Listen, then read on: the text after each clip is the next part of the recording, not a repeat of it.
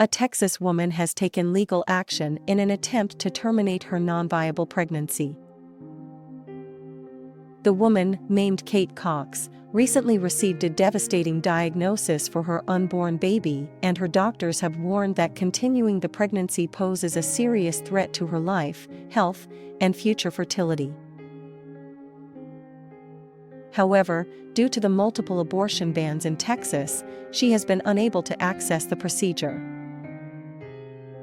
This is the first time since the landmark Roe v. Wade ruling in 1973 that an adult woman has sought court authorization for an abortion.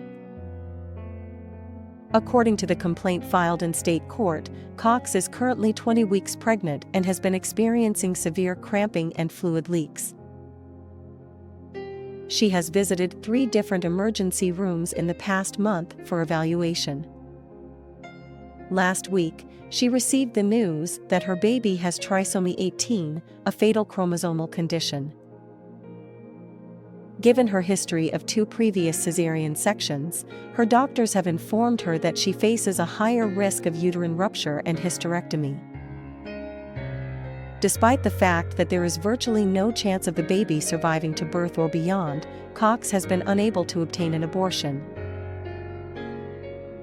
The complaint highlights that due to Texas's abortion bans, Cox's physicians have informed her that they are unable to provide the necessary care.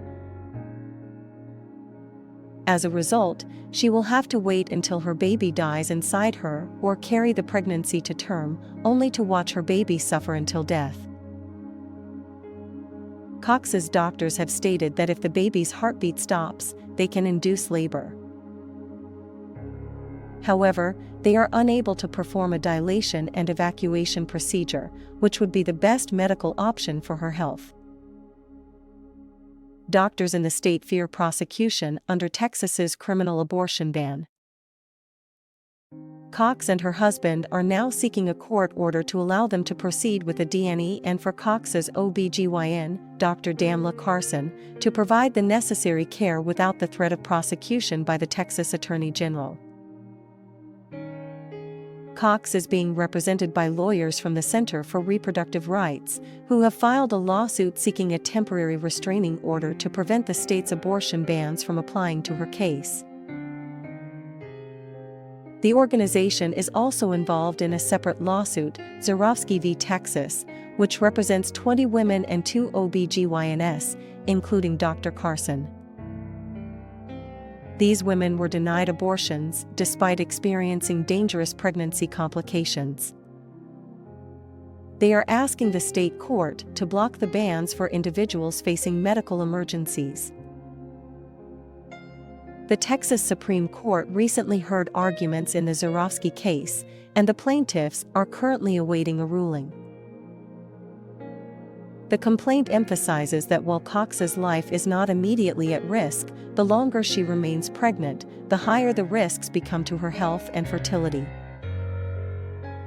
Cox filed an emergency motion because she cannot wait for a decision in the Zarofsky case.